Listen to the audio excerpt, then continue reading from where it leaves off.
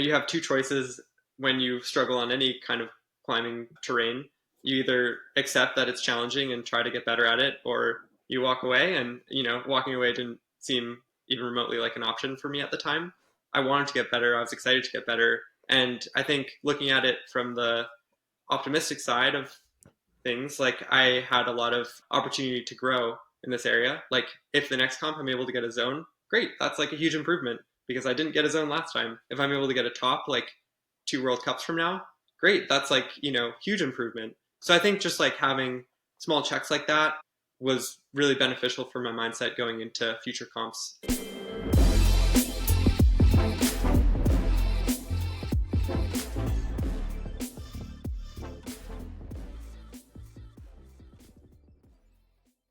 All right. Tim, my dude, we've got Jesse Grupper on the pod. Yes, Jesse, who recently won the Pan Ams and secured a spot on the U.S. Olympic team for Paris 2024. Congratulations, What? Jesse. Just so psyched for you, man. Thanks. Still, actually, after over a month, like doesn't feel real hearing those words. So, Awesome. have you gotten the Olympics tattoo yet? Like, is that something you have to wait until you go to the Olympics, or like, are you just gonna get full chest piece? You seem like a chest piece kind of guy to me. I'm not really a tattoo guy. I feel like that's like the second question that everyone asks me these days. Really? But yeah, we'll see what happens. I'd be open to maybe a temporary tattoo, but I don't think I could push it past that. Well, if it's Just temporary, it's got to be at least on the neck or something. If It's you got to get be one way too, more Tim, visible. Okay. I'll all get one right. for 2028 then. Ooh, yeah. I just always ask that because maybe this is a common thing, but I would that's the only tattoo I would get. Like is the Olympic rings. But anyways, I get it. We'll see how you feel when we talk next time after you've won gold at the Olympics. Then maybe you'll be a little more amenable to it. Okay, Jesse, I'm just going to start off this podcast by apologizing. When we were last chatting, I casually called you a sport climber, and you instantly stopped me, and you're just like, "Josh, you jerk! Don't call me that. I'm not a sport climber. I'm a climber." And I think it's interesting because it's so tempting to pigeonhole people by what you see in the headlines. But honestly, that's the exact opposite of what we do here. We have this long form, getting a chance to go deep with you. So I don't know, just sorry, but damn, Jesse, you gotta forgive me because there's just been some big headlines highlighting your successes in sport climbing in these past few years. It really, for me, like you hit the scene when you did that amazing flash of the iconic test piece, Livin Astro in Rumney, which goes at 14C, kind of big grade there. And then you just followed up with an absolute stunner of a year on the World Cup circuit in 2020, 2022. Yeah. And I don't even remember how many podiums you had. I know there was a few where you were standing on the tippy top and claiming gold. But then just a month ago, as you mentioned, you freaking punched your ticket to the Olympics by winning the Pan Am. And this comp was actually a blend of lead and bouldering to mimic what we're going to see in Paris in 2024. So clearly I was wrong to just list you as merely one of the top sport climbers in the US. So Jesse, let's start there. Let's start the freaking Olympics. Congratulations. And just what does it mean to claim that spot? Like, how long has it been a dream of yours? Yeah, thanks, Josh. I guess first of all, I just would like to apologize if I called you a jerk. That's not not my speed, but I maybe I was really really frustrated that day. Yeah, I mean the Olympics have like been a goal for since I was a kid. I would watch the Summer Olympics on the TV while I'm like doing my like ab workouts and push-ups, and watching like Michael Phelps swim was just surreal for me. Like and imagining like me ever having such a moment just felt like a dream from sort of that first moment, like witnessing the games. Um, so since then, it's kind of like brewed inside me. I never knew if it would be something that I would actually like push for. It always just felt like something that I uh, wanted to go for, but given that climbing wasn't in the Olympics, and kind of like the bastardized version of the sport originally coming into the Olympics, it just didn't really feel like what I wanted. So yeah, to come out, the format continually changing. it just feels really incredible to go from that like little kid dream to a big kid dream, I guess. Dude, it's crazy because like I am not in the Olympics, but I have a lot of the exact same feelings about the Olympics. Watching Michael Phelps a lot, it seemed like the guy to watch a lot in the Olympics, just having the most insane record of medals. How do you even have over 20 medals in the Olympics period? How many Olympics are there? It's insane. But swimming obviously is a sport where you can get multiple Olympic medals in, which is awesome. That'd be like if climbing had all the different styles and you just got gold and free soloing, Seco block, speed, bouldering, sport. Like, just that would be insane. It would never happen. It almost, I don't think it would happen for something like climbing, which is so interesting. But to hear you also talk about the difference in the first Olympics, where climbing maybe wasn't portrayed exactly how we wanted climbing to be portrayed in the Olympics, and then almost getting the second ticket, which is maybe a cooler ticket, is cool. And having it also tied together, that it's combined. And Josh totally, and for anybody who didn't get that sarcasm, that was totally a joke. Jesse is one of the nicest people I've ever met, period, in climbing or not. Jesse, I don't think I've heard him call somebody a joke or a jerk, but that was mostly a joke. But Jesse, yeah, it has also been mostly portrayed as a sport climber in success, which is, I guess personally, I can also take that. Personally, I've also had a similar depiction of myself, and yeah, I don't like that as much either. Like climbing is just climbing. It's how I've also always viewed it. I actually was curious on your thoughts about that. Just Josh's little comment, not so much just as a joke, but like you're, and maybe you could talk about that after. But your thoughts on just being labeled as a sport climber, or what's the differences? Like, what why is that not a good thing, or why is that a good thing actually? I personally would rather be called a sport climber than a boulder, which is kind of interesting. Interesting. Yeah, I mean, I think that the way I've always looked at it is that I do both. I think that bouldering is like an inherent part of any sport route, and I do a lot of training in both. I'm very committed to both, even before like this Olympic cycle.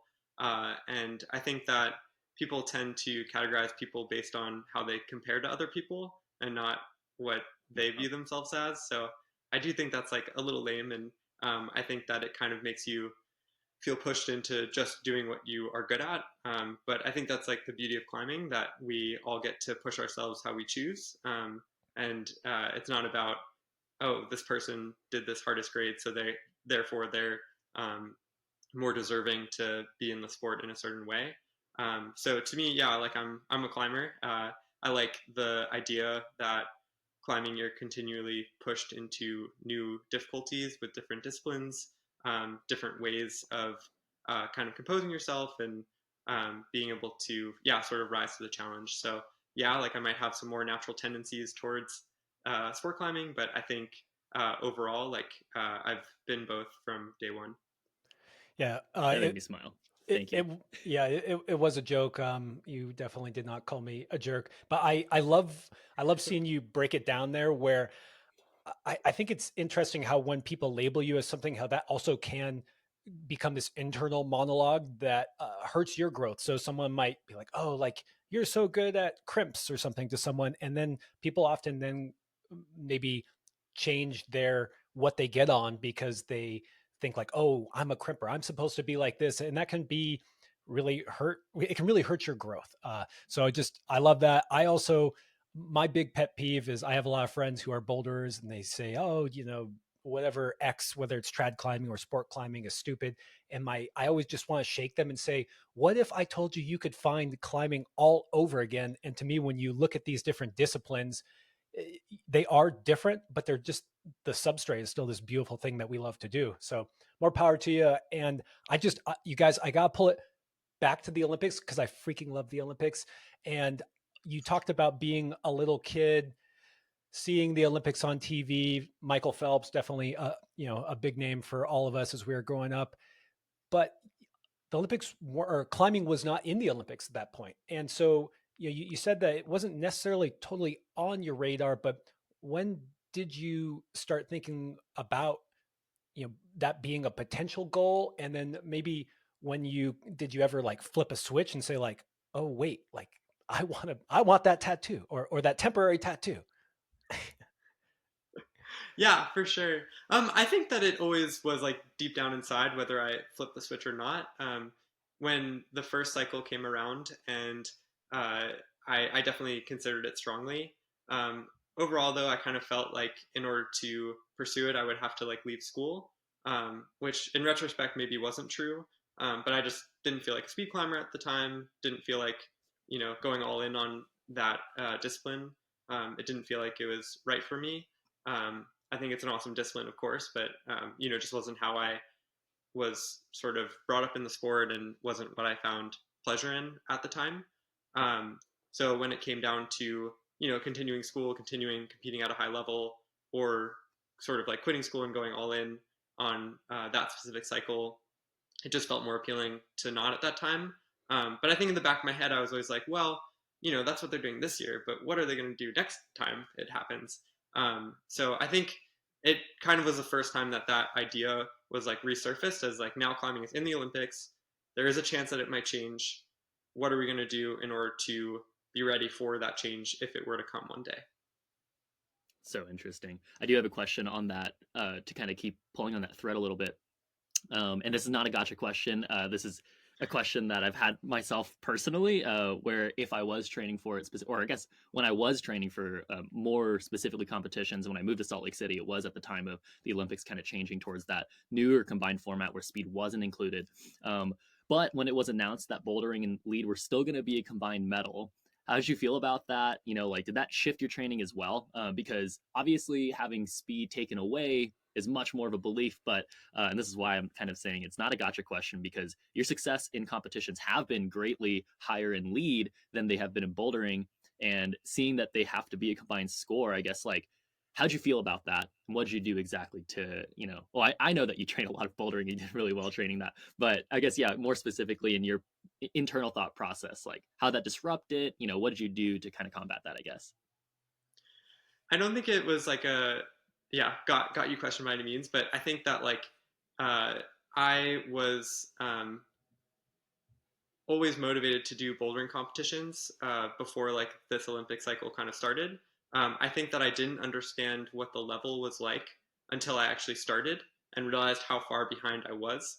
And so maybe the kind of got you was like I I like didn't realize how far off I was and didn't realize what that gap was and had always viewed myself in this way of yeah, I can do both. Like Mm. I had rolled up to like Legion Nationals and I had done well there at both, or like I had rolled up to like local comps and um, even in like open categories and done well. But of course, like the World Cup stage is a completely different game. And I think maybe there was a bit of optimism and maybe a bit of like hubris in there where like I didn't fully comprehend at the time what that level shift would mean. But uh, I approached it in a way that I felt like I was confident in myself enough to continue down this road. And I guess I believed in myself in getting better from day one. But little did I know how much room I'd have to or need to grow. That was not the answer I was expecting from you, but it's exactly the answer that I had going from youth to open.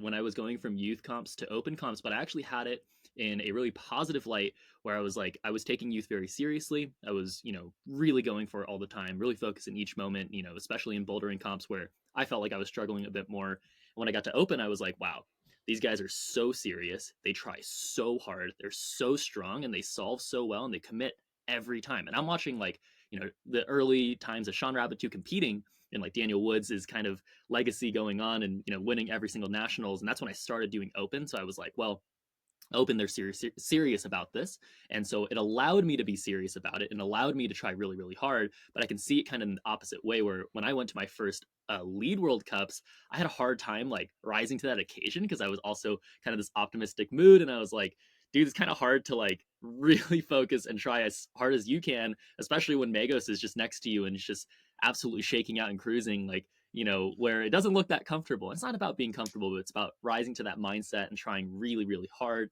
pretty much no matter what. And man, that's such a cool answer. I didn't expect I, that. That was I want to hear a little bit more about what it was that you were lacking when you decided to go all Mhm. in on bouldering. Like, I think that it'd be easy to say like, oh, like I needed to be a little more powerful, but to me, that's like a little too amorphous. Like what did you struggle with? And, where did you feel, what did you end up attacking first as kind of the lowest hanging fruit to get you to that level? It's all right. That was my Yeah, assumption that it was a mindset thing. Sorry, that was my assumption.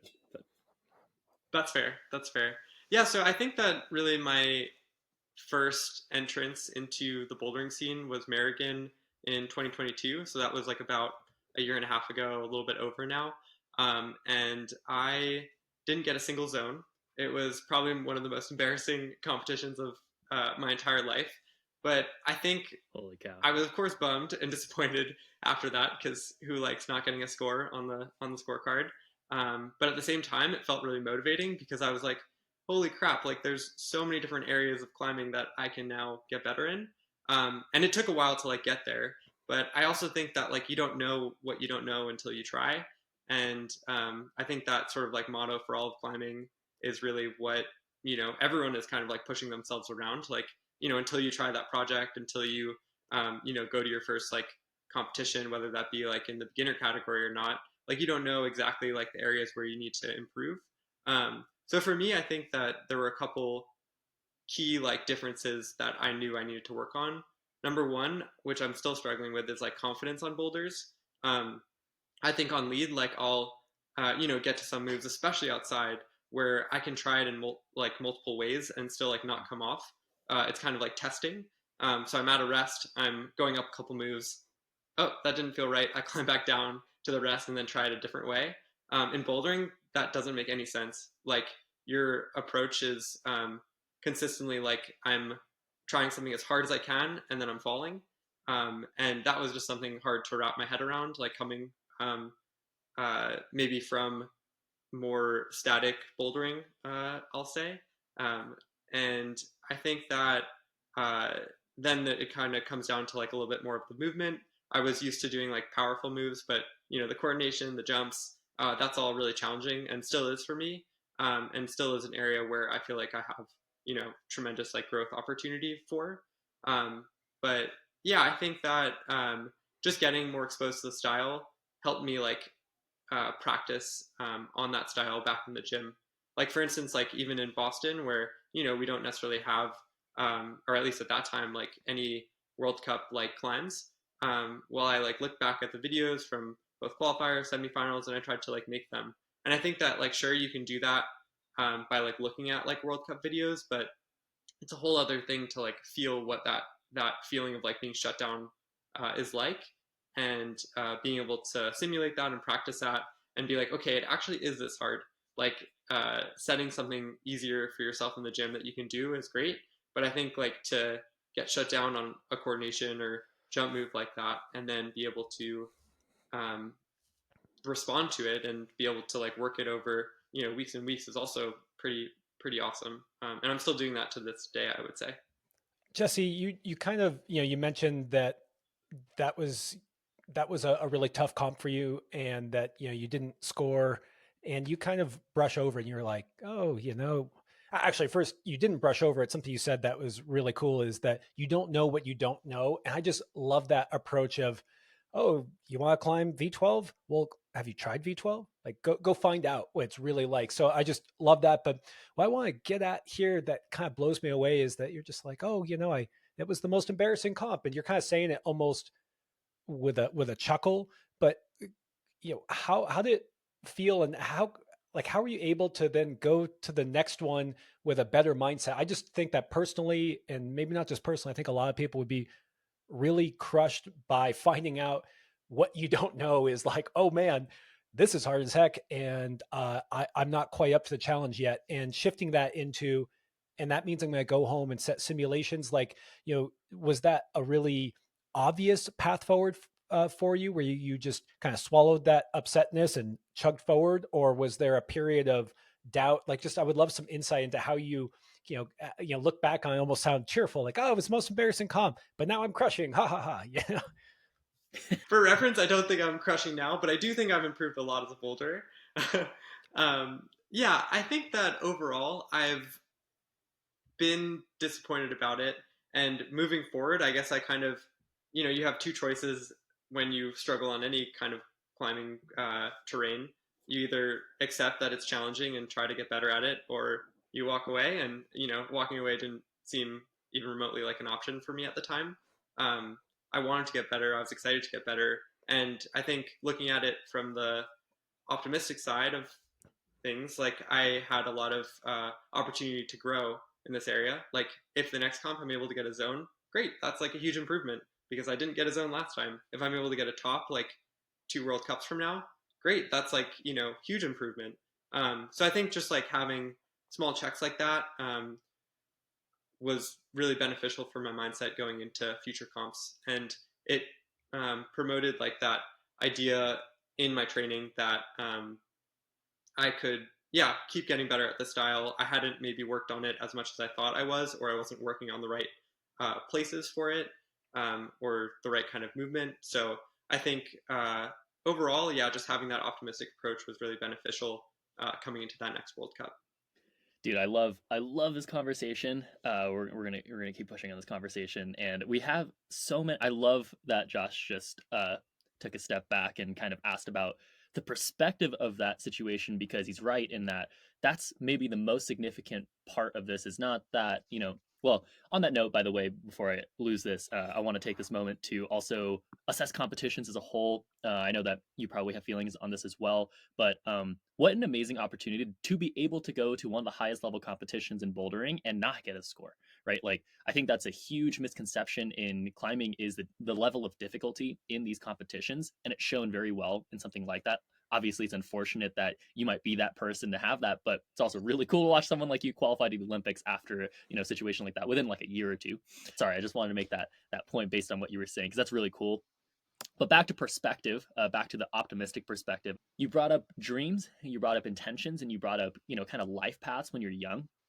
I see that all being kind of related, even though you're a couple years older than me, and you're definitely like pretty solid in knowing what your life is about, or you've made a lot of intentional decisions in your life, and that feels to me like a huge way to answer that question. I really like what you just said about being even aware that there are two choices in that moment of failure or a shortcoming, where I don't think people are even realize that there are two choices to have there, basically, where you can keep going or you can give up.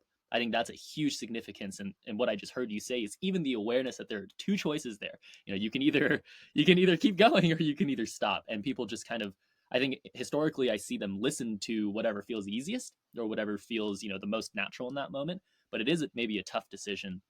I do want to hear you kind of go a little bit more into that perspective of, having that intention and having dreams, and kind of focusing on that instead of focusing on, maybe the easiest path forward there.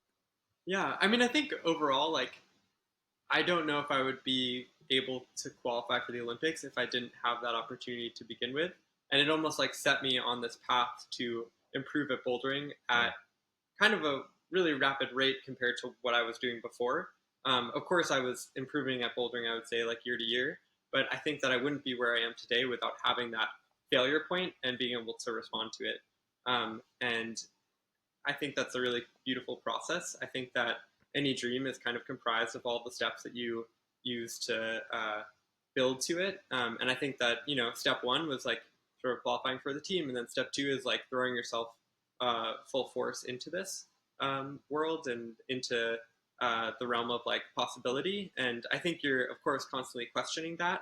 But I think with each step that you're able to hit along the way, I made the team. I went to a World Cup. I maybe got my first top. I think that each of those steps is like super significant, and I think that the overarching dream is of course super significant as well, and maybe like for a lot of people what they see at the end of the day. But for me, I think that each of those individual steps is also really meaningful and is kind of like what I take value from and what I have to like look forward to. Like when I like wake up, like this is what I'm training for. It's not like the Olympics. Like sure, it is one day, but I think that there's like these initial steps that I have um, to be like optimistic for and to keep pushing for on a day-to-day basis as well. Yeah, we talked a lot about goal setting and optimism.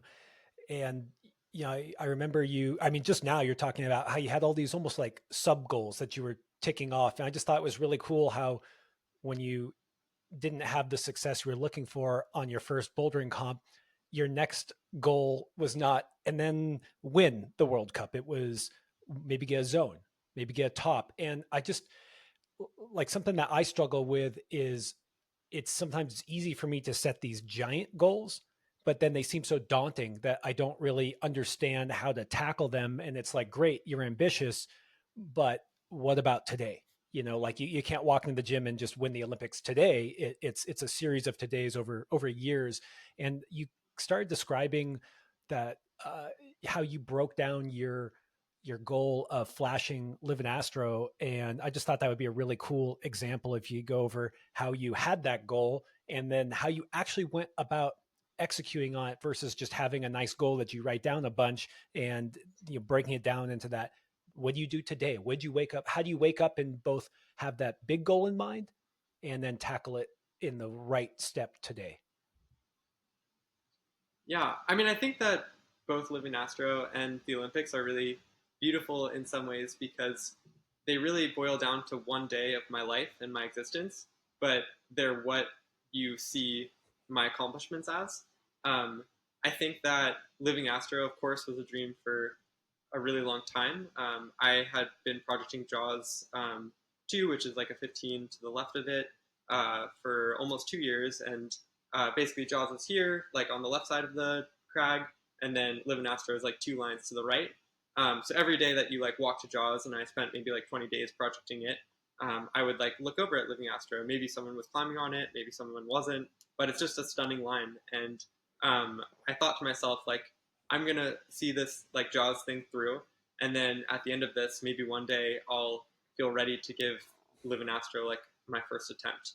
And to me, like, I want to do everything I could to be as prepared as possible for that first attempt. I thought that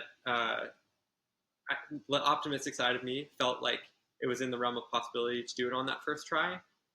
So I thought about the steps that might be needed in order to prepare for that. Step one for me was trying to do as many 14s in Rumney on my first try as possible. I did none of them. I think that Rumney is a super hard crag, and anyone who can flash any of the other 14s, good on you, because they're brutal. But I also exposed myself to like other rock types.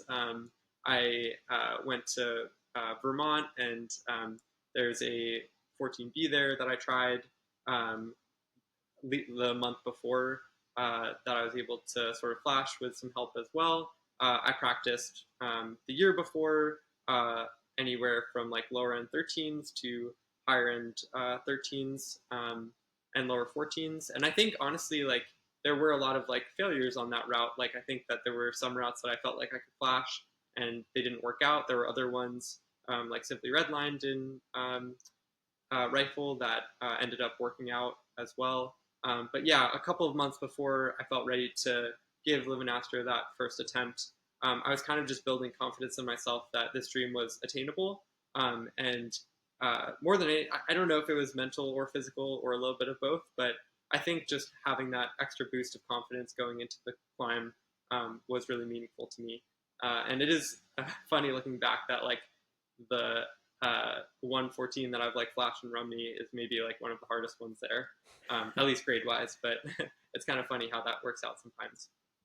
That is really cool, and it's cool to hear you talk about the significance of, well, first of all, a portrayal that climbing is usually a snapshot of, someone's enormous journey. Usually, I definitely have a lot of instances and moments in my career that are like that, and it feels almost less. The story is for me less compelling to talk about the one moment versus the entire context of the story. And there's definitely an underlying tone for all climbers there, like, I don't know, like that just happened to be one thing, but there seemed to be a lot of order of operations that came before that. I do like how you're talking about, I'm not sure if it's physical or technical or whatever, or mental, as to what exactly gave you that extra bit of push to flash the hardest one there, even though you didn't flash the other ones there, which is really significant. We did a podcast on the significance of flashing recently, and I did talk about mindset as one of the most important attributes of what I think is involved in something like flashing, especially something near your climbing potential. But I think you've shown one of the highest proficiencies in flashing ability in climbing, not just in, by the way, you flashed Pure Imagination yesterday. I'm not sure if it's okay for me to say, but you texted us that when we were texting you about the podcast, and that's amazing. Congrats on that as well. Hold on, Tim. You gotta give a little more context. We're just like texting like, "Oh, hey, we still on for tomorrow? Like, oh yeah, how's the outline look like? Is there anything on like anything we should add? Oh, yeah, I just flashed this little thing called Pure Imagination today. Like, have you heard of it?" It's like, yeah. Oh, that other 14C. So Jesse, congrats to that. That yeah, you're in the red right Yeah, now. You're literally in the red, just a day off that. So yeah, just good job. that's awesome. That was And awesome. we can't talk about Thanks. that. But in the context of flashing, I know you as not someone who's just flashing, hard 514 routes. I mean, flashing things in competition are no joke. My question here is, did you put a large emphasis on this aspect of your training and performance? And do you see it as just as important? Yeah. So I think that for me, flashing is a super hard component of rock climbing. It's the kind of thing where you're kind of towing the limit of like what you're capable of in a unique way. I like that it's new movement consistently that you've never seen before. You're kind of like constantly not totally sure if you should be like um, how recovered you should be on any like given rest, how much harder like the next sequences will be because you've never done it before. I think that my mindset for flashing has really come down to being as okay as possible with the idea of failing, but also putting into your mindset that this is a big goal and something that would be meaningful for you. And I find that when I'm able to both accept failure and also put a lot of weight on what this would mean to me, I find that I tend to do my best in that performance realm. Dude, that is that's just I really like that. And I think what is really interesting is we were just talking about these long-term goals and then breaking it into these steps on how to achieve them. But then to me the next obvious question is, okay, but now today is the day. You now you're here to do Live in Astro. Now you're here to be in the Olympics. And how do you deal with that pressure on that day? And you kind of just answered it a little bit where you had the uncertainty or the possibility of failure connected with the goal in itself and the weight of that moment. But how do you actually, like, if that, I understand that that's your mindset and that you can hold those simultaneously in your head and move forward, but how do you deal with the nerves, or do you have any nerves, or just how do you get to that moment and then show up and perform your best in that moment? Yeah, I think that what I see as something that can really break people is if it feels like there's no option B.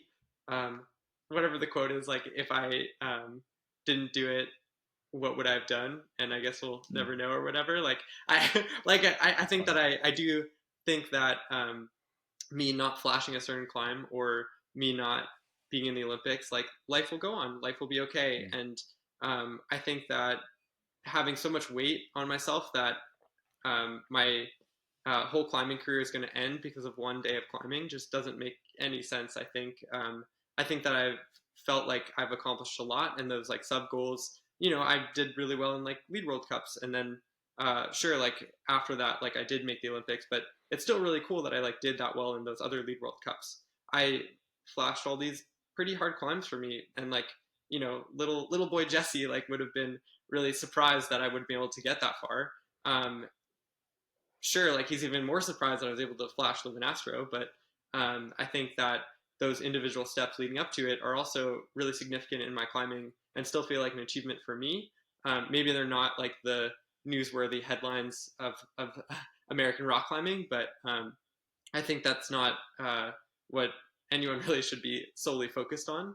Um, so I think that to sort of answer your question, it's not necessarily that like I like I'm just like, oh, yada yada, like I'm just okay with failing and that's that. Like I feel like I really try to internalize that after this day of climbing, when I'm done and I packed up my shoes, life will go on, whether I continue onto like that Olympic pathway, whether I continue to like another rock climb. And I think that to sort of answer your question, like I've kind of had a lot of moments in my life where it has felt like, okay, this comp, kind of sucked. This route that I tried that I thought I might be able to flash kind of sucked. And maybe you're not going to hear about those. And, I'd love to list them off, but I think that those are as significant days to me personally, and as my like growth as a climber, as any day where you're going to hear about my success too. Dude, this is so good. Pressure. I want to know about rising to pressure, and I guess specifically here, I do want to know about some pivotal instances where maybe pressure got the best of you. I think the best instance of that was probably the Burn World Championships this year. I have like always wanted to go to a World Championship event. I've always considered it like the highest level for any individual athlete to be able to perform. Um, Mainly because like the disciplines haven't fully been split, so uh, it's the one place where you can be on kind of like a pedestal. Like everyone kind of accepts that this is one of the events that we're going to go to. We're going to compete here, and if you are the best in one discipline, this is where you're going to show up. Whereas like some of the World Cups, it kind of gets a little bit more muddy these days. Who shows up? So to me, that felt really significant and meaningful to be able to attend that event. And I think leading up to that event, I put a lot of pressure on myself to be able to be the best physical version of myself that I could be. Mhm. I think that it's rare that I sort of have like, um, I finish like a competition series like the World Cups, and then I have like a bit of a break, like 3 to 4 weeks, and then I can just focus on one competition. Um, and I think that that pressure did get to me in the sense that I was focusing so much on the physical side of climbing and wanting to be show up as my best self that I kind of lost the ability to kind of believe in myself. Like I would be showing up to sessions like super tired by the end, and um, kind of just not wanting to leave a boulder or route until I've like accomplished it and finished it. And I think that every training day became a performance day, which led to me not being able to perform my best because no one can perform 4 to 5 days a week, every week, nonstop. And I think that yeah, that pressure to continually prove to myself that I was in the right headspace, the right body in some way, to be able to rise to the occasion, definitely pushed me to have not my best performance at that competition. So coming into an event like Pan Am's, I kind of internalized what like that pressure of the competition meant. I think that I thought more about how I was faring mentally rather than physically. Uh, Not caring as much about any individual boulder or an individual route, but more about how overall, like I was continually progressing in my training, and kind of just being more mentally like grateful for the things that I had done. And I think going into that competition, I had like way more confidence than I expected to, from like day one. It maybe got a little rocky on like some days or like some rounds, but overall, like I was really proud of myself to go from Burn, where I like was like, this is it, like this is the culmination of all my rock climbing experiences into Yeah. this one event. And I think Pan Am's was a different event because yeah, I just allowed myself to understand that I had failed once at this other competition, and this next competition would be significant for my climbing career, but not be the end all be all. Dude, I use the word wisdom. I don't know. I just kind of shoved it out there while Tim was talking or something, but it really blows my mind this concept of handling pressure by recognizing that's just a single moment, and the idea of like a plan B. And I wanted to say it again because I know we have a lot of younger listeners who are doing comps, and you'll be at your local regionals and you'll be 13 and you'll fail, or you'll get second or whatever, and it can be devastating. And it's just, I hope people hear what you're talking about and see that hindsight and that ability to just say, hey, today was one day, and both use that to not be so hard on yourself when things don't go great, but also allow yourself to just enjoy the day for what it is. And so I had to highlight that because I was one of those kids. I had an experience at nationals where I got second. I did really well, but it like broke my heart because I got second. And, like in hindsight, it's like, what were you do? Who cares like that, but it really actually hurt my climbing career trajectory because I took it so seriously and I was like 11 years old. Yeah, I was just gonna say that I think something that I really appreciate from, or an analogy that my coach Randy has given me in the past on this topic. Like, I think you can kind of think about your whole climbing career as like a body of water or like an ocean. And each day that you perform, it's like a drop in that ocean, a drop of water. So sure, like, that drop could negatively affect like the shape in some way of like that overall body, but like we're looking at like an ocean. Like you're not looking at like some small thing. And I think that keeping that perspective of each day not overly affecting who you are is really important for like longevity, more so than which I think is honestly more important than any other aspects of the sport.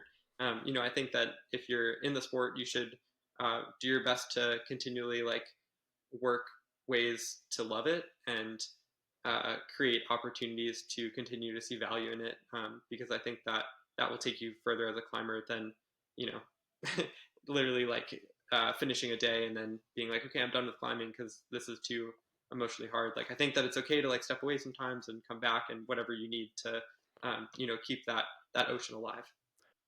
That's an awesome analogy. Yeah, especially with how technical climbing is, you need a long time to get better. You're not at your best when you're 14. So that longevity aspect is really important for climbing well. Uh, so we just got super esoteric, philosophical there on keeping longevity and recognizing that you're building an ocean. But this theme that I see that I find really interesting with you, we were talking about pressure and we're talking about flashing. So we talked about comps that you've done well at, which in some ways is flashing. Like, did you flash the finals route, or how close did you get to flashing it? And then we talked about Livin Astro, which is just incredible. Really, congrats again on that. And then we just mentioned that yesterday you flashed Pure Imagination. Now, uh, I know you're not just a sport climber, but what I would say that's interesting is that most sport climbers talk about their best on site, right? Like it's typically not like their top flash. Like what if you look at my scorecard, my 8A scorecard, all my sport climbs, I don't know. I have like one flash and well, not that many on sites, but more on sites than flashes. And I was just kind of wondering what it is about flashing sport climbs that you find special versus on-siting, which I would say is the more typical metric by which a sport climber would talk about their single try efforts outdoors. So if I'm being honest, it mainly comes down to the day and what's available to me. In this case, I ended up showing up to the crag with Megos, and he had all the beta for Pure Imagination, and it's kind of hard to like turn that down. Um, and yeah, it honestly would feel silly in a lot of ways for me to kind of like show up with like, and this climb like is kind of prolific, both to me, but also like the climbing community in general. I would say it's just like one of the most classic lines that kind of exists as the epitome of like what hard endurance sport climbing looks like in the country. And in some ways, like I really feel as though an on-site really needs to be quite pure, and to be in some ways like I felt like I had already blown it by watching like Sasha's video like 10 or whatever years ago. Yeah. And I had walked to the crag to try like golden ticket before. Maybe I had like seen someone do a small move on it, or something like that. So I felt like it wasn't going to be as pure as I maybe wanted an on-site to be. And even something like Livin Astro, like it's kind of impossible to like walk past that climb while someone's on it and not kind of like glimpse some of the moves. Um, so I felt like, well, okay, like the on-site is sort of already gone on this route, um, but maybe I can still kind of like hold out for that flash, uh, and just having like that perfect scenario where it's kind of a perfect day for it. I have you know 5 people literally at the base of the crag who are able to shout beta at me. Jeez. I have been able to watch videos beforehand or whatever, and yeah, I just felt like to me it kind of comes down to that scenario. Whereas like there are other climbs. I guess not to like name drop here, but like I guess like Thanatopsis was a climb that which is like a 14 AB at the Mother Lode. I remember hearing that like Sean McCool had like on-sighted that when I was like a kid, and I was had always like walked past that one and been like, okay, like one day I don't want to like see anyone on that. I don't want to like watch any videos. Yeah. I want to like give it a proper attempt. And like earlier in the trip, like that did go, I guess for me, which was like pretty sick. So I Nice. think that it's like kind of like this balance. And I'm not trying to like, yeah, like, oh, That's like, awesome. whoa, woohoo. But like, Yeah, yes, by it the was way, I very, had another. very sick. Yeah. Name drop really, really quick in there. That's so Another cool thing.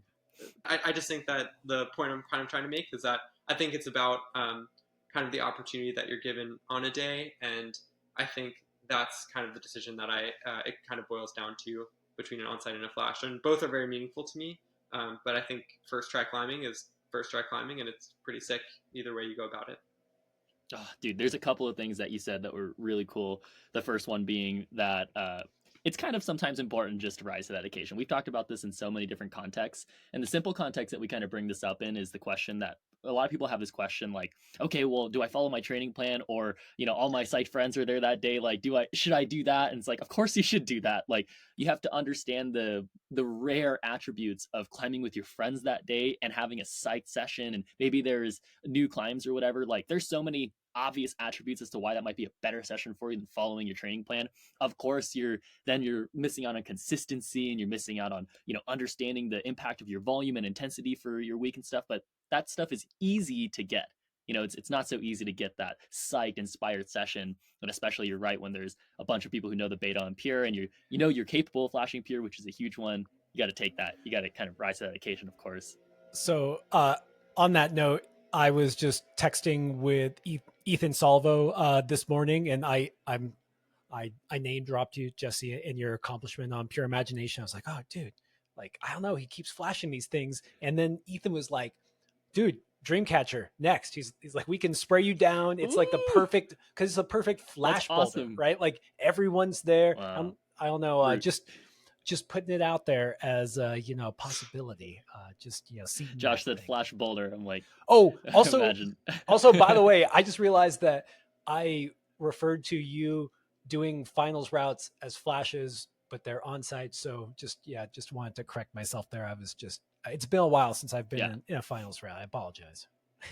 As we transition from this super mental aspect around handling pressure, when I sent out my request for the previous guests to see if they have any questions, a few people mentioned just your incredible stamina. Ethan Pringle was like, find out how he gets his incredible stamina, and then tell us all. But I want to link this into this idea of showing up on a specific day. There's this mental component of handling pressure, but there's also a physical component. And we can look at the Olympics that are coming up, and they're, I don't know, 6 months, 8 months away, and knowing how to show up on that day in peak physical performance as well as mental is a whole beast unto itself. I was just kind of wanting to dive in a little bit into your training and how you think about peaking or tapering or just all those things around making sure that game day is your best day physically. Yeah, so I think that this is something that is relatively new to climbing, like how to peak your performance. Because I think it's been studied a decent amount, like in other sports, but maybe hasn't been uh, applied as much to climbing. And I guess my yes, I think that like tapering before competitions is really important. I think there are a lot of things you can do, both like on the mental side, but also physical side, to prepare yourself to peak on a certain day. But I think that for me, it's always felt a little dangerous to fall into that realm of believing that you're peaking, because I think that there's nothing about a single day that ever means that you're going to peak in a certain part of climbing. And what I sort of mean by that is just like when I step out to like a semifinals route or like a finals route in a competition, I think that, you're constantly kind of being like punched by the route in some way or another. Like there are things that you don't expect. And I think that having this overconfidence that I feel like I might have in the idea that like I'm in peak performance might make it so that it's harder to like respond to something out of the blue or a challenge that I might have mid route. I hope that sort of makes sense, but I think what I'm kind of getting at is that overall I look to peak performance as uh, not the objective, but something that I aim to sort of like be in every day. I think, or every day that I like kind of like want to perform at my best, um, because I think that you just don't know what to expect while you're climbing, uh, and it's going to feel hard and it's going to feel challenging. And I think that the number one thing that you can do is just always be ready to fight while you're on the wall, as opposed to uh, peaking. Just the idea to me always has felt like, okay, I'm more prepared, um, and I'm going to be able to respond better. But if you don't like fundamentally have that idea in your head that when you're on the wall and it's getting hard, you're able to respond day in and day out, I think that there's no point in overly focusing on a peak.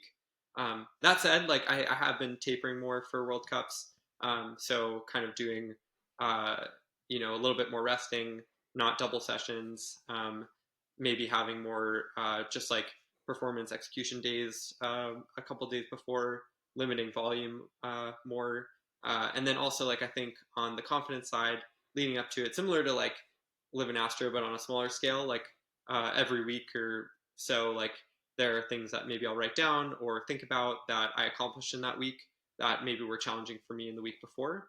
So maybe it's a Interesting. boulder move that I kind of like feel more confident on. Maybe it's a route that felt really hard the first time I got in it, and now I got to the head wall. So just things that I'm like sort of like more proud of, and I think coming into a competition with a little bit more of that confidence is important for like my peak performance.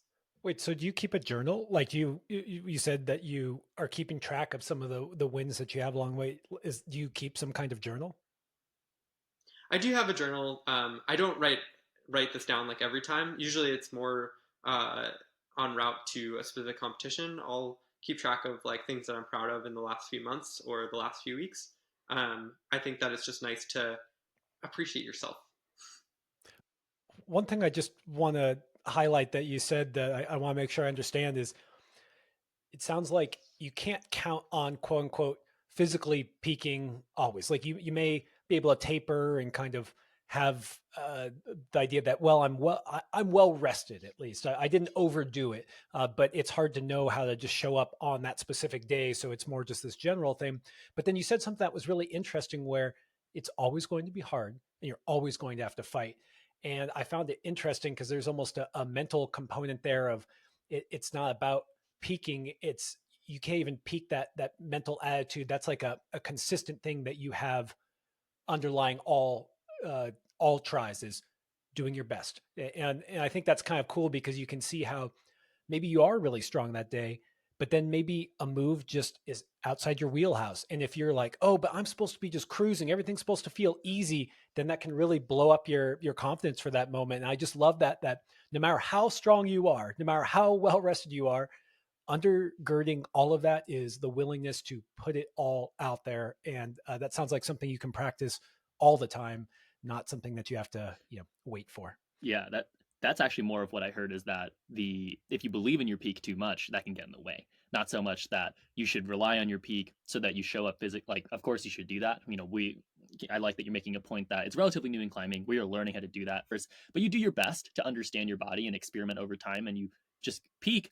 But what you should be focusing on day in and day out is how do you get the best that you can give that day, and that's that kind of mental side that is really interesting. And that question did sprout from Josh talking about your stamina, which is a question that I did have as well. I've made this point countless times to other climbers, kids that I coach, people that I coach, just in conversation. Yeah, Jesse Grupper has by far the best stamina. It's a very interesting word. It's not necessarily just I wouldn't even call it endurance. It's not the same thing. It's more of a mental thing that I'm looking at when I'm watching you climb in specific moments in specific competitions. I'm watching a willingness to choose the right decision through hardship over and over and over and over again. That's kind of what I see as that stamina.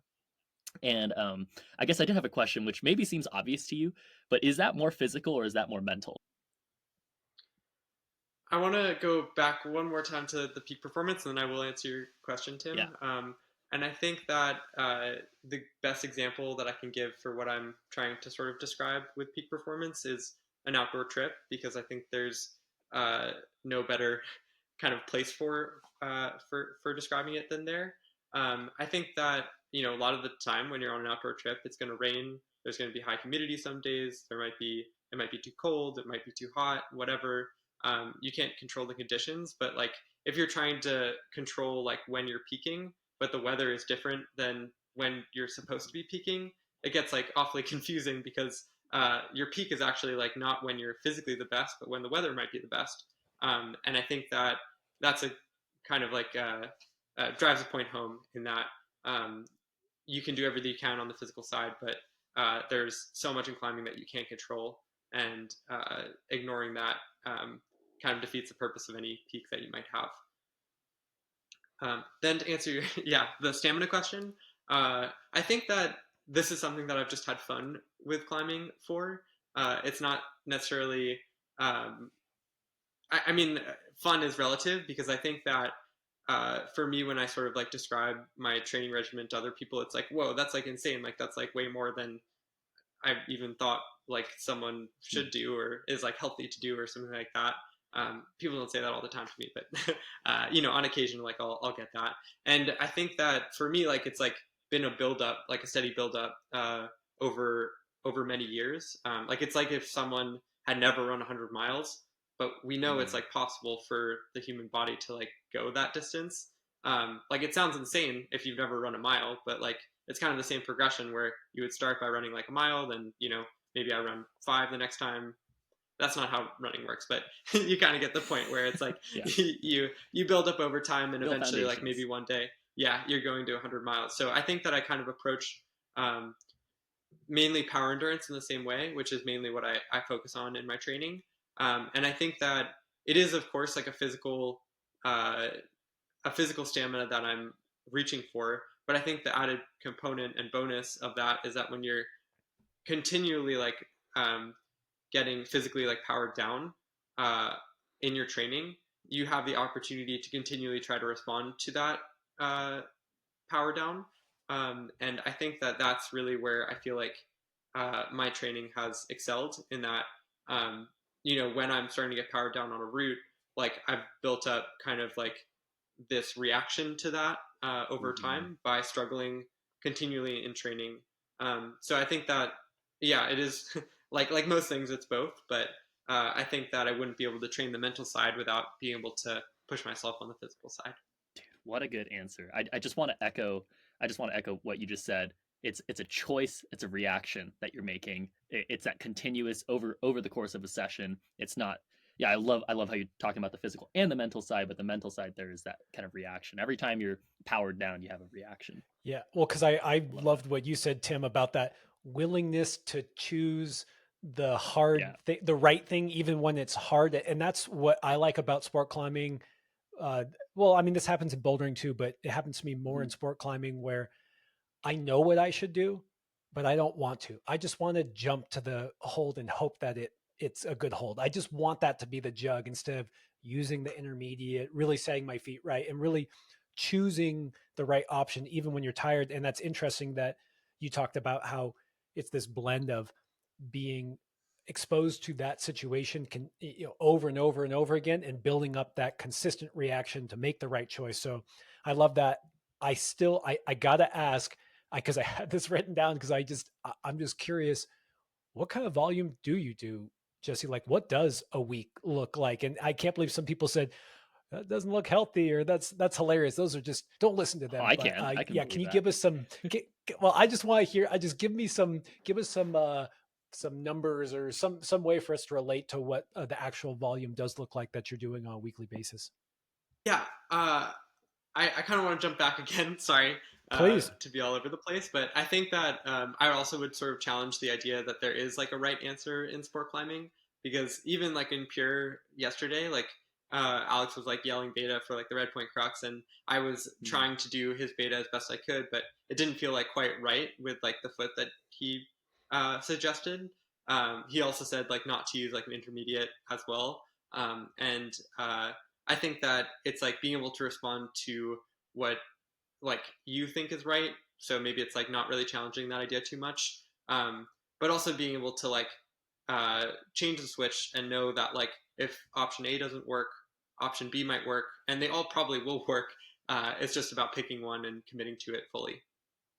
Before you Awesome. answer the Good next question clarification. too, that's such a good point. We've made this in other podcasts as well, where upvoting and fixing your systems for how you ask questions and how you answer them is maybe the most important thing in climbing, because it becomes obvious when you get to a situation where you're like, oh, I want to do that. It's like, oh, I should do that. It's like, well, what is even in your word bank of like what you should do? And maybe the word bank is like where we fix first. And I just love hearing you say that. Well, It's such an important point there. and I just want to clarify what I said, because I totally agree with what you're saying there, Jesse. And the reason why I want to clarify is not to like pat myself on the back. What I mean by doing the right choice isn't necessarily like this is the perfect beta, and I know this is exactly how to do it.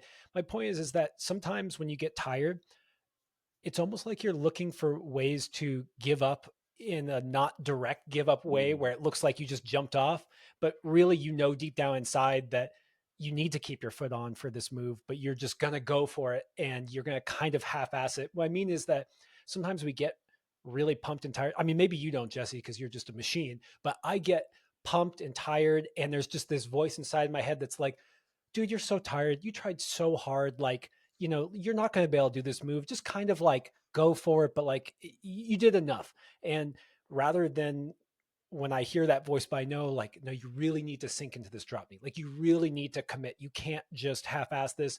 I feel like sometimes you see people fall, but they're actually kind of really deeply internally giving up. And so that's kind of where I'm Totally. going into that. That's the nuance I wanted to bring there. Yeah. So I think that's a good cleanup. And I like that Jesse also, when you were kind of commenting, like, oh, maybe not for Jesse. It's like, no, actually, I like what Jesse's kind of alluding to there, where Jesse does get pumped. Jesse does get tired. He's just constantly believing. He's constantly making choices that he thinks is right and has a good framework underneath that to be able to make the right choices that actually probably get him up the next movement. And that's kind of what I was leading to with with the question itself, which is stamina. Stamina is a more it's a mental thing, as well as it's not just a physical endurance. It's a mental stamina where you're willing to make that uncomfortable and difficult choice over and over again. And when so I coached a Stone Summit camp. I coached a Stone Summit, like a summer training camp where there's like 90 kids and there's a bunch of strong kids there. And I did a little like situation clinic with a bunch of the older kids, the older boys, and we were going into belief. And I could not bring you up enough in the terms of context what I'm thinking about, which is like it's a choice. It's a choice, man. Like it's gonna suck. You're gonna feel like you're gonna come off the wall. You're not gonna look perfect. And climbing it ingrains into us over and over again. This is for everybody. Climbing ingrains into us over and over again. You gotta find the easiest way up the wall. You gotta find the smoothest way up the wall. You gotta find the path of least resistance. But then you also have to embrace an attitude of that might not feel very good. It might not look that pretty, but you have to make that choice. And okay, Josh asked a question about the ridiculous volume that you have. So yes, on that note, I would love to hear about the biggest volume cycles you've had. What are the most ridiculous training sessions that you've had, or weeks?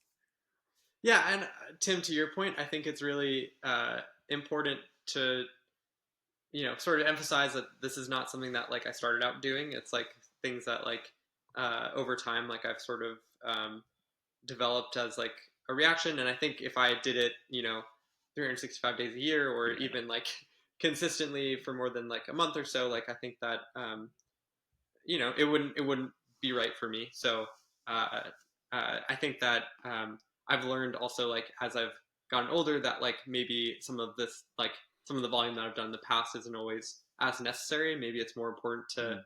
focus more on the performance side. But I think overall, like I think as a general training protocol, like I'll start with more volume and then lead towards a little bit more specific performance.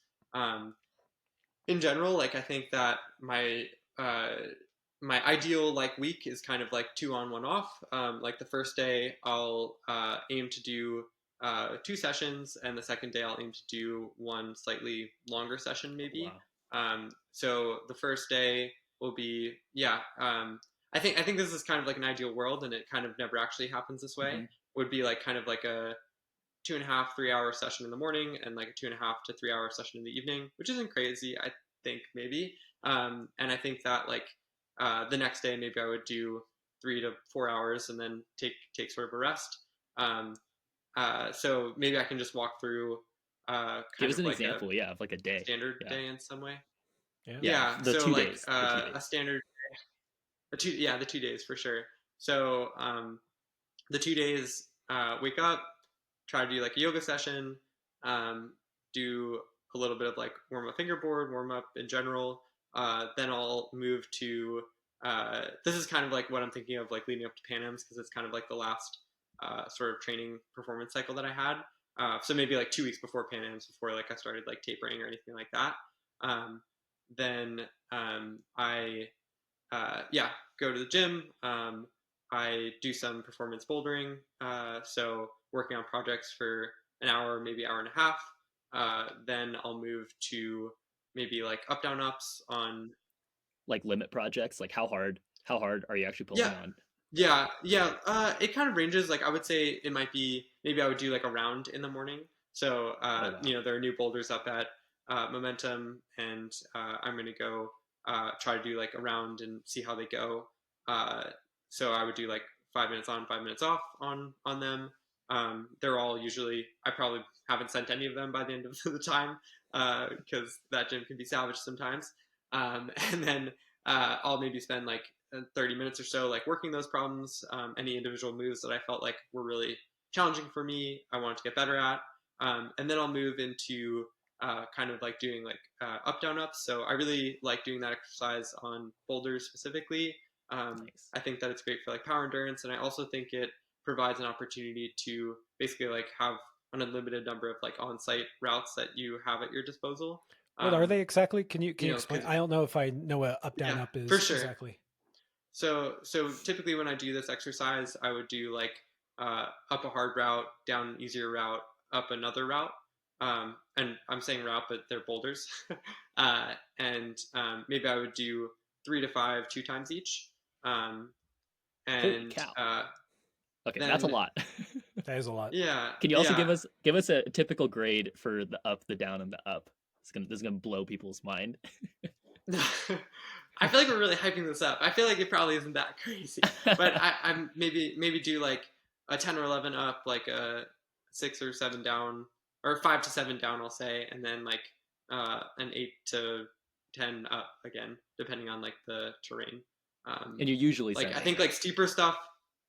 No, no, no, no. Oh, Sorry. I really? should preface that as well. I usually like to whenever I'm doing endurance, I usually like to create things that I'm not sending. Gotcha. That I'm like sort of uh, yeah, like maybe I'm uh, falling off of, or maybe I'll send like the second time, but then I'm gonna like move on to something that is harder, or maybe I'll like tweak it so that it's like a harder down climb or a harder up climb or the second up climb. So that's kind of like generally how that'll go for me. So if I am doing 2 sessions, like I'll probably only do 3 of those, like 2 times it each ish, I would say. Um, and then uh, and then so that's kind of like end of first session, and lunch break, chill, do some work, something like that. Then uh, yeah, after that session, I'll come back to the gym, and it'll be more of like uh, power endurance focused. So maybe I'll like warm up on some like easier like comp moves, but then kind of like quickly transition to uh, I guess the options would be returning to some of those up down up climbs, trying to repeat all of them, maybe each 2 times each. Um, I'll maybe do like triples on lead if I had a partner and was interested in doing that. If there were like routes that felt significant for me, um, or my like standard workout revolves around like circuits usually. So I'll usually have a circuit or two that I kind of like alternate between, and I usually haven't sent like either of them, and I try to make it so that I don't send them for about like 3 weeks or so. I'm not trying So to project create them. circuits. Yeah, they're project circuits. Yeah, and I'll just be yeah, kind of running laps on them like back and forth. I think that maybe if I like rested and was super recovered, maybe I'd be able to have a better shot at them. Mhm. But typically, like I come to them when I'm already like a little bit tired, and they're yeah usually pretty hard and pretty challenging for me. And I'm When you yeah never like not really sending them.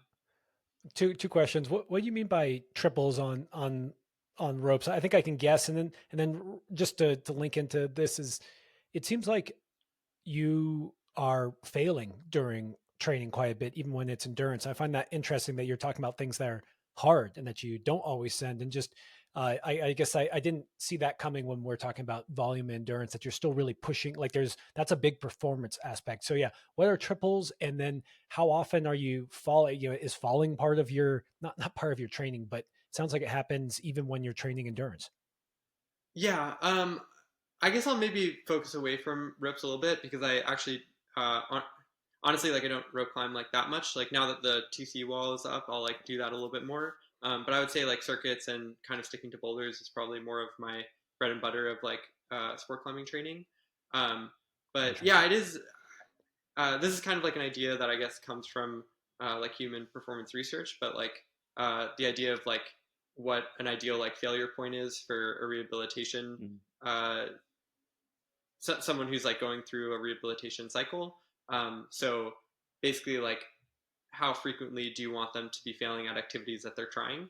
And I think that I've thought a lot about that for like athletes as well, because ideally, like yes, you're not failing 100% of the time, because that would be insane and like everyone would be sad all the time. But I think also like having kind of like a threshold for failure point is also something that I think is Wow. valuable as an athlete and something else that you like sort of like build up mentally over time. And I'm not saying that like I'm capable of being at a high failure point like all the time. Like I was saying, like leading up to burn, I think that I kind of like surpassed my capability for that. But I do think that being able to like toe the line between being confident in yourself just because you are who you are and confident in yourself because of what you're putting down in the gym are sometimes uh, a dotted line. And I think that I want to continually like remain confident in myself because of all the things that I've done before, and not um, not all the not continuously sending new things in the gym, because that's not what I'm specifically into climbing for. But I do think it's rewarding to go through the process of, as you said, Tim, like a project circuit where it is challenging for you in the beginning, and then kind of like just hammering it down until it feels more and more possible over time. Wow. I feel personally that bouldering rounds are some of the most psychologically taxing things I can do in climbing. It's so much of everything mixed in, trying to be perfect, but also fight and also be creative. It can be really taxing. And to me, it's surprising that you start your days with that, but it's also makes sense for good training. And I guess I do want to hear that second day. And yeah, when do you balance then having success in your climbing, and when then do you balance feeling that like wave and just maybe focusing on that, the perfection aspect of climbing rather than just the survival fighting aspect of climbing? I think that first of all, like I think I don't always do like the bouldering round in the beginning, and what my bouldering round looks like is probably different from your standard like World Cup qualifier or similar. Mainly because the routes or boulder problems that I have access to are uh, not maybe at the same level. I also tend to uh, that's just an example, but I'm not gonna do like two on, one off, and then after 2 days, then do like another bouldering round. Maybe I'll like revisit the climbs that I've like seen before. Um, and I think that uh, as far as like how I balance like the success rate that I'm having, I think it really depends on like where I'm at in the season, and also just like I have gotten better over time at listening to myself when I'm sort of struggling, and I think that Interesting. burn as well as like the end of last season, which I was starting to feel like a little bit more burned out from just like continually competing and being in that performance mindset. I feel like I'm getting better at kind of catching myself when I'm starting to go over that edge of just continually failing and just being frustrated. Because I think that's not when I do my best climbing, and also it's not when I'm the happiest either. So I think that having those two things in balance is super important to me. Um, I do think that I push it more when I know that I have an event coming up like a month later, and then I'm kind of like tapering off. Where like that's kind of like why I like project circuits, because it's like a gratification, hopefully over the course of 3 weeks. And I think that when we're talking about success or failing, going back to like that top conversation, to me like sending a circuit is like of course ideal, but I also think like getting a new high point is also a big success. If I'm outdoors, like obviously sends mean like a little bit more, and but I think like like getting a high point, surpassing where you were before is still really meaningful to me, and I see that as success. So I think maybe it kind of comes back to like what you think of the definition of success, and um, I think that I've really been working on relearning what success means in my training. So maybe I didn't do a boulder problem this time around either. But what did you like learn on it? How much closer did you feel or get, or was there something different that you did in order to approach X, Y, or Z? So yeah, I think that it's all things that I'm still playing with, but and have been playing with for over 10 or 15 years. But it's important to me to take a step back a lot, reassess where I'm at with that failure point, and make sure that I'm getting the small wins in when I can. I love these small wins and these breaking up Yeah. the goals and really falling in love with the process and enjoying the day for what it brings. Yeah, it's funny how the way to have these big giant wins is almost letting them go and just enjoying the wins you get Mm. along the way. And then what we see in those headlines, I don't know about you, but sometimes the things I've done that are quote unquote the most impressive in my climbing, career, if you want to call it that, happen just, I don't want to say randomly, but it's just about showing up, doing your best each day, and then one day, maybe you did peak, and maybe the weather was good at that time, and I just like that rather than focusing on that, the way to have that longevity is to day by day, move by move, and breaking it down like that. So thanks for that. That is a lot of volume. And the last question I have on that volume is, do you do any off the wall training? You said 2 days on, 1 day off. You did mention yoga, but is there any other off the wall training that you do that you think is significant? Yeah, this is something that I'm still kind of playing with.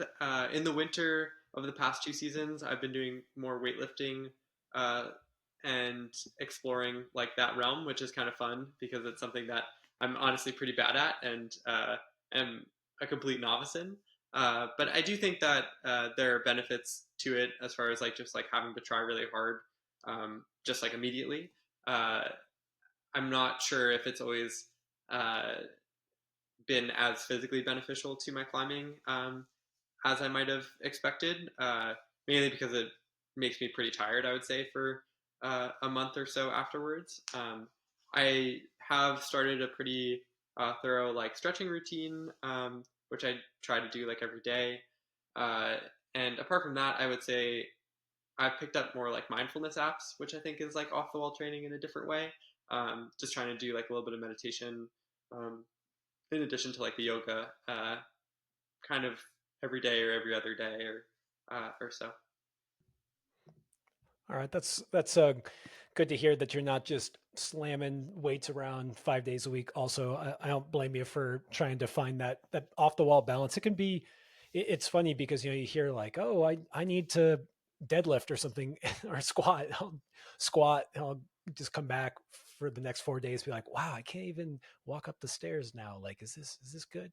But also cool to hear that you lumped in off the wall training with being some of that mental mindfulness apps. And we don't need to dive too deep into that because I think we've done a lot of the mental side already, but it's just interesting to hear you link that with your performance. And it's just something to think about where, yeah, there's something interesting there. But okay, this is not total training, but it is me just kind of wanting to scratch this itch of getting to talk to someone that's had incredible success on sport routes. I'm sorry, I'm such a jerk. I'm just asking about sport routes, but I have this question that you brought up when you're flashing and you don't know how long to rest on a rest, but I have this issue with just knowing how long to rest on a rest always, whether I'm on sighting, flashing, or projecting. And I was just wondering if you have any tips or tricks on how to know how long to rest during a route, whether it's on a jug rest, whether it's, like no hands, whether it's like just a quick shake, like just how do you think about resting? Because the more I sport climb, the more I recognize that endurance wasn't always the right word for what you do. I mean, there are little power endurance boulders, but resting and how long to rest and how to recover at rest is a big part of what sending hard is there. And I was just wanting to dive into the idea of, yeah, resting. How do you do it on route? So I think that resting for me has two different components. Component number one is, of course, what we sort of like all generally feel, which is like trying to recover uh, the sense of or lack thereof pump like in the forearm. But then I think that the most important thing for me, like while I'm resting, that I'm constantly thinking about is kind of like slowing my heart rate down and breathing and making sure that I'm kind of like under control in some way. Because I think that the more moves that you do that are challenging, kind of the more into like the state of like red line that you get and the closer that you get to failure. So I think it's resting to me is all about pulling back as far as you can from that point of failure and trying to have all those systems ready to go again, kind of like like a NASCAR driver coming into the uh, side rail to be like refilled with fuel and whatnot. So I think that what I'm mainly focusing on is lowering that heart rate. I tend to try to do fairly deep breaths once I'm getting ready to go again. But I usually tend to think that, especially when I'm outside, because this wouldn't really work for comps, I try to rest for about a minute longer on decent rest than I think I need. If I'm in a comp, maybe I do an extra shake on each hand than I think I need. Um, but I think always doing like a little bit more than what I sense like my body requires at the time is important, I think, for my resting. But it really is kind of like internalizing and focusing on uh, how slow is like my heart rate and how relaxed do I feel. Oh, that's It's cool. pretty it's pretty interesting how you answer that, because I think a lot of people would talk about resting as like, I don't want to stay on this hold too long because I'll get more pumped in the forearms if I stay on this rest. But that's because we focus on maybe that part of resting too much. Maybe I think a lot of us focus on getting that physical feeling back as like what resting is significant for. But here you talk about the significance of resting is more for the internal and being in a calamity state. Even hearing you talk about mindfulness off the wall definitely makes sense that you value that.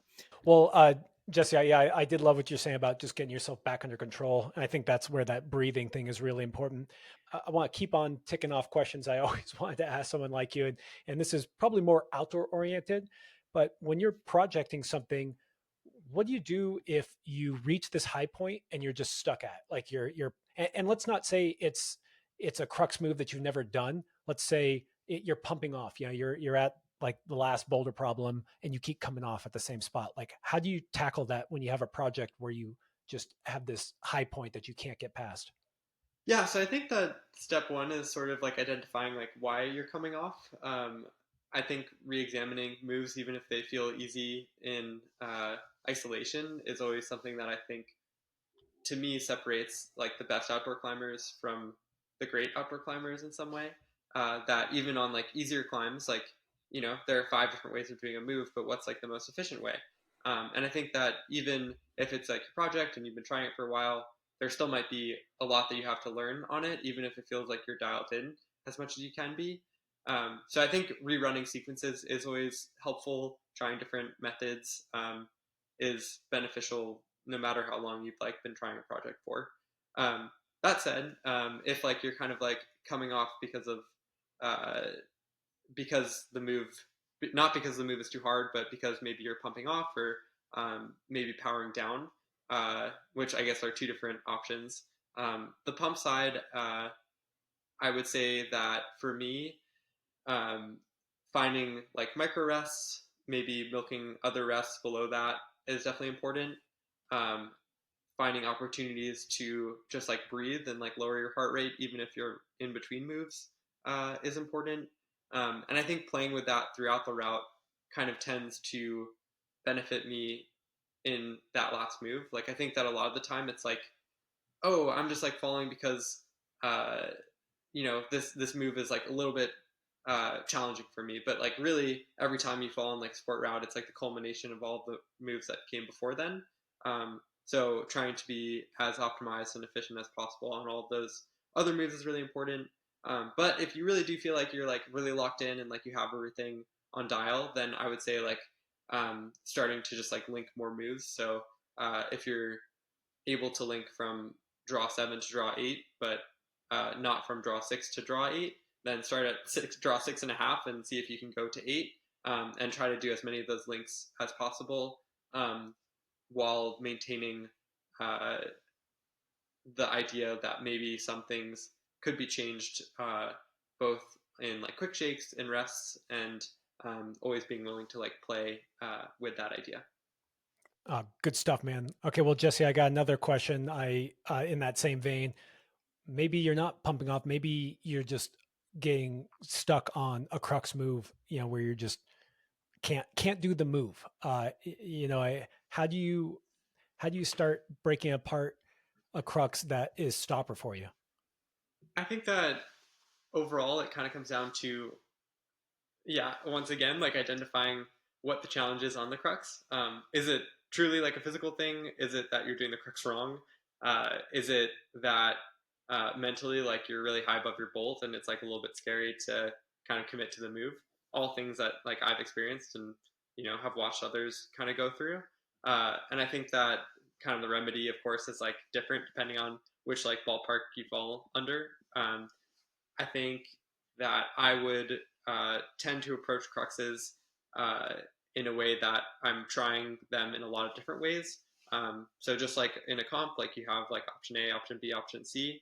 I've typically like for a route that is above my pay grade or something that I'm trying to achieve over time. I've tried all of those different options. I've tried like the 7 different feet that are possible for me. I've put my hands in opposite locations, and I think that in the end, like even if you come back to the original beta that you have, you like learn something a little bit more about the holds. You learned what position you need to be in order to like hold the next body position, and I think that you can't necessarily think of it as like, oh well, I just like wasted all this time because I tried these like 7 different options. It's like all like learning, and typically with climbing, the more you learn, the better you do. Jesse, I don't even know what you mean above your pay grade. That just doesn't even make sense to me when you're talking. But I guess actually it makes me think of this question that Ethan Pringle sent out. He said, "Dude, when are you going back and getting on bibliography again?" And he actually asked, "Did you do all the crux moves?" Yeah, so I got on Biblio in 2022, and it was just such a cool experience. Like, I think that that wall, that place is just so legendary in my mind that I always wanted to play on something hard on that wall. Biography these days like definitely sees a lot of people on it, so it was kind of cool to have a climb that didn't have as many people trying it at the time. So yeah, I was fortunate enough to be able to do all the moves. I was there for about like 2.5 weeks or so, and yeah, I'd be so psyched to get back there. It definitely has been in my head for like a long time. Um, I wasn't able to like come close to like doing the bottom boulder from the ground. Um, I kind of like worked out the top moves a little bit more. But yeah, that's a great example of a climb that like I feel like I would need to work out uh, a lot of the options on it to feel remotely like confident to giving it like a red point burn. But yeah, I think it's just like all about the fun on that one, because like I feel like there's just like so much good quality climbing, and it's just, yeah, it was just such a privilege to be able to try it. Getting to experience like what that next level would look like. Yeah, dude, what a dream route, what a dream wall. It's so cool that you're like, biography, that's just the popular thing. I'm gonna go next door to bibliography, which, by the way, really, really well named. I just thought that was a cool name to like put up there. Okay, I wasn't gonna ask this one more like super tactical question, but it just jumped into my head as you were talking about your experience on there. When do you know that you're ready for red point burns? I usually start giving red point burns before I know I'm ready. In some ways, like I think it's just fun to like get on having no expectations, not thinking that anything is going to happen, and kind of giving it your all. So Biblio, like sure, like I gave a red point burn because I tried it from the ground, but I didn't uh, fully expect to like be able to get through the crux, even though I had like done the moves. But I think it's just like one more piece of nailing down a rock climb is like trying it from the start. So I think it's all about sort of the pressure that you bring to the climb on that moment, on that try. And I don't think that anyone is like more ready or not to give a red point go, but I do think that it's just another way to like learn the moves, learn how they flow together, and you just happen to be trying it from the ground. That's like that. That's You know, so the interesting. unknown. If you don't try it, you won't really know, right? Yeah, exactly, Yeah. exactly. On that note, actually, because I think it's really awesome that you're answering that question in that way too. These are such good questions and such good answers. So fun to listen to. But do you have 100% belief that you're gonna do the whole route on your earliest red point burns before you even think it's appropriate? Because that's kind of the context is you're trying them before you even believe that you're gonna top the thing.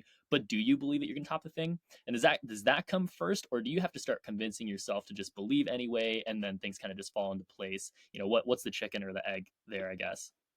Yeah, I mean, I think that I always default to like optimism because it doesn't exactly hurt to not believe in yourself, and it only can really help. So I would say that like for me, once I've like figured out the moves, I think it's fun to like give a red point go. I don't think that it's gonna completely ruin my day in any way. Like maybe if like you've never like sport climbed outside and you know that going from the bottom to the hard part of the climb that you're trying is gonna mean that you're done climbing for the day. Sure, maybe then I would like focus a little bit more on the moves and trying to make them more efficient. But I think that for me, like the fun part about sport climbing is getting to sport climb, and I feel like the most fun part about sport climbing is trying to red point. So to me, it just kind of is like, yeah, like I'm here at the crag when I'm able to get through all of the moves. It doesn't feel like there's a point to not trying from the bottom, and then when I fall, then I'm going to just continue working out moves. Um, so with something like Biblio, I think if I were to work it over time, I wouldn't give every go as a red point go because I think that I still have a lot to learn on it. But I think with other things that might be closer to what I feel like uh, would be attainable for me in a shorter amount of time, then sure, maybe I would uh, focus a little bit more on red point goes and then sort of every time you fall it's like okay why did I fall, like was it really the pump, was it the moves, was it that I didn't know how to shake, or I it's like way too cold outside and I need to go home. I think those are all like valid reasons to change your approach and change whether to try. But I think if you're trying from the bottom, like believe that you can do it because there's no harm in that. Nice. Nice. Yeah, I just wanted to finish out the context of bibliography as this amazing climb in Sayus right next door to biography, the world's first 15A that Sharma did. Bibliography is, I think, 15C Magos did not that long ago, or is it Sell at C, or is it D, or it was 15D, right? And now it's 15C. I don't know how it works. Jesse, you might know. Anyways, Yep, that's right. yeah, good luck on that. Psyched when you are done doing things like the Olympics. Maybe you'll have time to go back to that. But uh, on that note of other things outside of your climbing, you were talking about this ability to not focus so much on that day's performance in climbing, and recognizing that's all part of this grander scheme. I just wonder if that's because you have this amazing career outside of climbing where you focus on soft robotics and making wearables that help people who are, well, you say suffering from ailments, but I was going to ask you, are you actually just looking to create something that helps people climb even harder? Is that your basic goal in your work outside of climbing? But half joke, but I guess I just would love to hear about your the work that you do outside of climbing, and maybe some examples of some of the cool things that you've done that have helped other people who don't maybe get to climb at as high a level as you do. So climbing did bring me into the world of human performance robotics, I'll call it. That said, I don't know if I'm interested quite yet in designing technology that will help climbers perform better yet. Uh, so I originally got interested in the field by working in a nonprofit called Peak Potential at my like local gym in Jersey, which basically helped kids with like physical disabilities learn how to climb. And I think that while of course like I still and I did back then get, tremendous reward from my own like achievements. I think it was really impactful for me to get to like work with an individual, mainly a kid, like over the course of like a 12-week period, and see them go from not having any experience on a climbing wall to being able to, maybe get their first top, do a more challenging route, and progress in a way that they didn't expect or see as a possibility. And I think that that was kind of the inspiration for me to kind of like go to mechanical engineering school, kind of pursue that path. And for 2 years after school, I worked in a robotics lab, which created assistive technology for post-stroke patients. So the main work and drive of the lab is to create technology that will help people gain mobility after a stroke. I worked on a glove project that basically a patient would wear, and instead of going to like occupational therapy, they would bring the device home, and basically they would be able to open and close their hand with the device, whereas like maybe they aren't able to open their hand regularly, and just getting like that kind of like repetition and cycle, and including in like sensors that push for their like intention to create like kind of like those neural pathways, and strengthen them, would develop a better way for them to rehab like at home. I worked on like an ankle device that kind of worked on like similar system, helping people like walk better over time. And I think that this is like an area that I'm like really excited about for sure. Overall, I think that kind of my mission in life in can be kind of like summarized with human performance, whether that be through my like climbing or through helping others kind of like achieve what they want to achieve. Maybe that's like activities of like daily living, or maybe it's just like getting to climb for the first time, even though that isn't something that anyone else thought was like possible for them.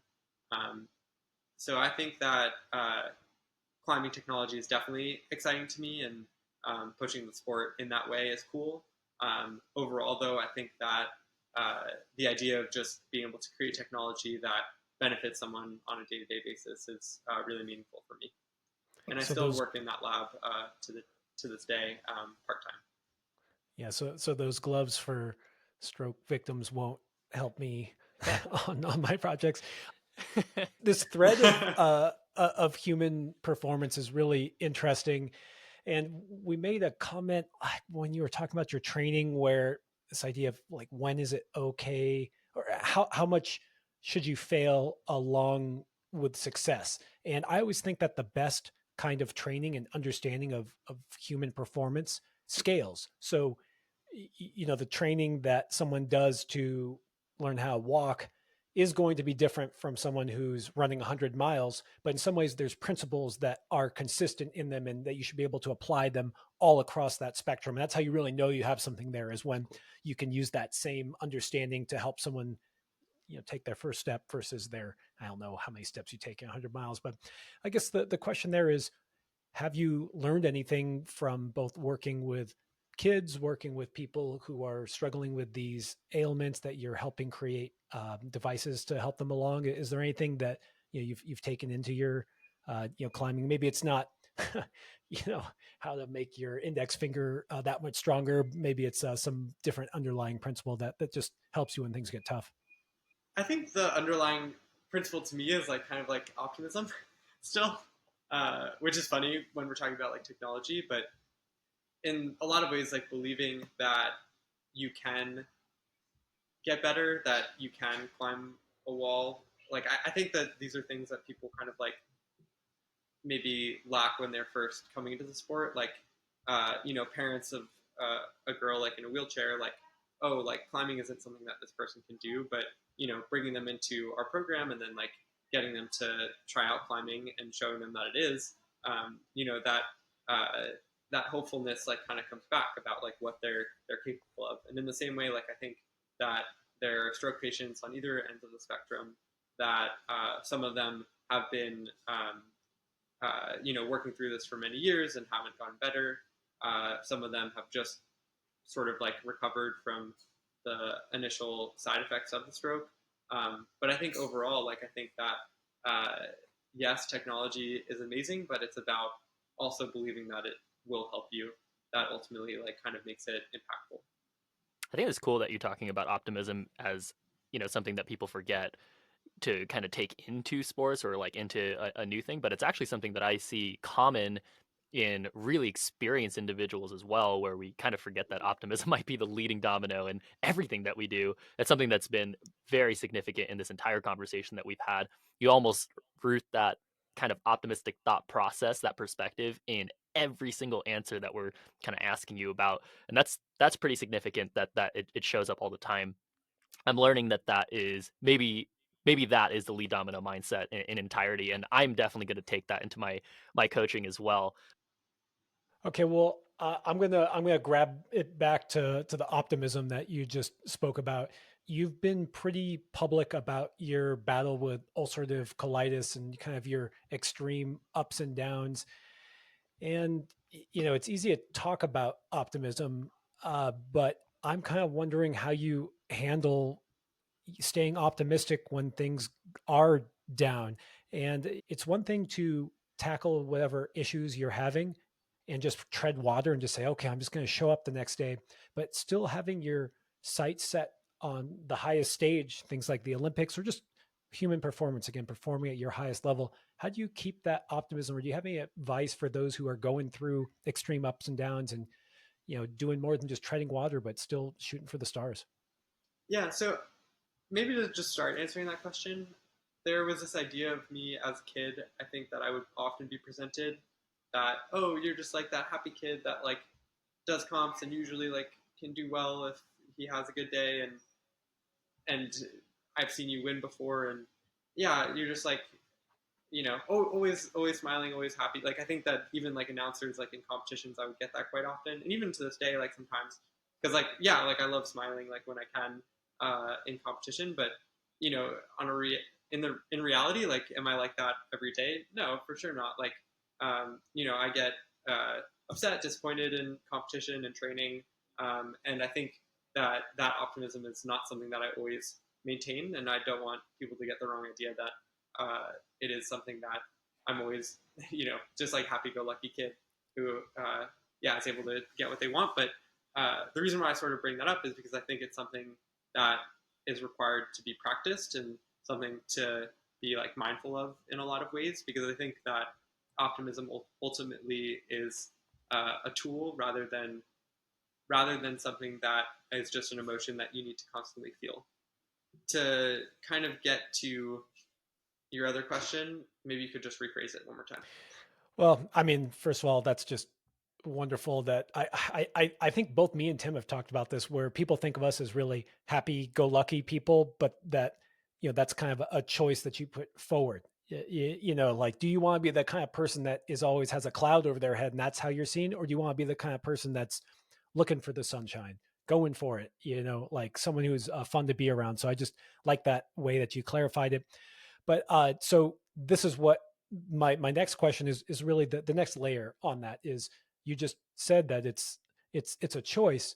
So the question that I had is how do you make that choice and actually practice it when everything is telling you to basically like just try to survive here, because you're dealing with something that is a chronic illness that has put you in the hospital before.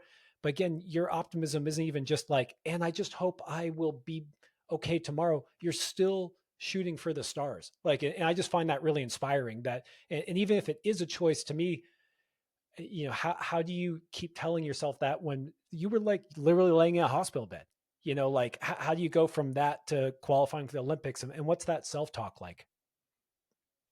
Yeah, I mean, it's really beautiful when you lay out the story like that for sure. And I agree, like it is kind of crazy to like look back. So like 2.5 years ago, like I was like hospitalized for my colitis, and uh, definitely was not a fun week in the hospital.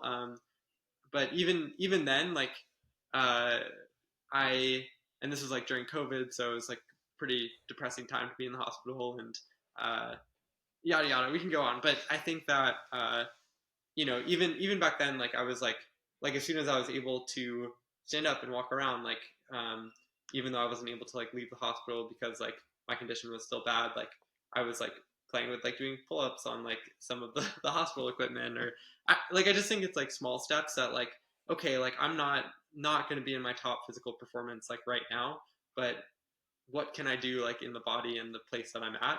And I think that that's kind of more what I see climbing, or like the great lessons of climbing, the great lessons of like life to be, like working with the situation that you're presented rather than trying to like change the situation around you to optimize around you. And I guess like colitis has like made it so that I haven't always been able to like perform as well in comps that I wanted to, or maybe it's like made me like um, walk onto routes that I then need to like take and lower because I need to like go to the bathroom or something like that. Wow. Or maybe it's like, yeah, made me, yeah, like just in general, like struggle in a way that is like an extra layer. But I think I've always looked at it as like a way, an opportunity to sort of respond, and a way to like better myself. Um, not all the time, but like I guess like the times when I'm outside the hospital and maybe sometimes even in the hospital. Man, all that context around this whole battle and your whole life and dreams and mindset and optimism, it all makes sense, right? Like the common thing we're seeing is, well, you got to have a macro view of looking at what your far dreams are ahead, but really the approach to that, because it can be so overwhelming, and Josh did a good job of answering asking that question of like, well, what do you do when you actually come up to the challenge and you're like, that's an overwhelming challenge? Well, your answer and your instinct is always to look at the small steps that actually get you there, and you focus on those small steps all the time. And it starts with a smile, sometimes it starts with laughter, and actually that's usually where it starts. And man, it just resonates with me really deeply to hear you talk about it in that way. Is really cool. And for me, the reason why I bring it up is it's not to paint this, comeback story or whatever. It's to Mm. actually get into the reality, right? And you, what I didn't hear from you is it's like, oh, I was just born with this sunny disposition, and I don't know, it just all works out. Like I don't have to do anything. It's like, no, this is I'm in the hospital and I'm just asking myself like, okay, these are my constraints for the day. Like this is reality. Like what do I do now? Like what's my step now? And I just like hearing that stuff because I think it's fun to see those headlines and be like, wow, like I want to flash pure imagination too. But then when you have the 2 hours to talk to someone, it's like, okay, yeah, but what were the steps to get there? And just getting that honest take, I think is really helpful. Good luck on the Olympics. Thanks for all the work you're doing outside of things. We definitely figured out that your stamina that Ethan was asking about is because you are a cyborg, and yeah, I hope that you can help others with that. But before we let you go, we always ask for a pro tip. And Jesse, you already dropped a bunch of great stuff for us. But if you could we get one more before we go? Yeah, I would say my biggest pro tip would be to bring a snack bag wherever you go.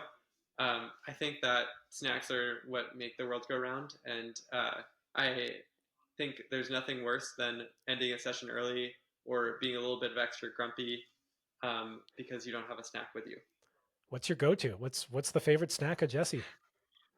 Homemade granola, I would say. Ooh. Cheerios are pretty sweet. Banana and peanut butter. Those are some Oh, good ones for sure. that sound that's like the same as my kids. Okay, they're on their way to the Olympics. Jesse, thank you, man. And I'll just say again, congratulations. I think all of us here are just, have a thing for the Olympics. I know maybe the format isn't the most perfect and ideal, but it really means something special. And I can tell it means something special to you as you were doing sit ups and push ups when you were 10 years old watching Michael Phelps. And we're really psyched for you and really cheering for you. And I can't tell you how many messages I got that were just like, Jesse's great. Jesse's unbelievably strong, and I'm really happy he's the one that's going to represent us at the 2024 Olympics. And just cheering for you, man. Great job. That really means so much. Yeah, thank you guys so much. Really appreciate it. Thank you so much All for your right. time, man. That was really fun. Yeah, this is a ton of fun. Awesome. Congrats again on Pure Imagination. Okay, you got to let us know if you flash anything else before this podcast goes live. But congrats, dude. Take care. Thank you.